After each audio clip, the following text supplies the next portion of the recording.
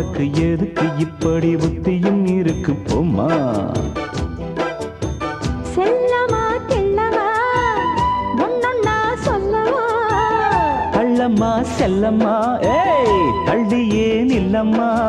வணக்கம் மல்லிகை மஞ்சத்தில் விரிச்சு கணக்கு பண்ணுங்க கன்னி பொண்ணிருக்கு மாமா.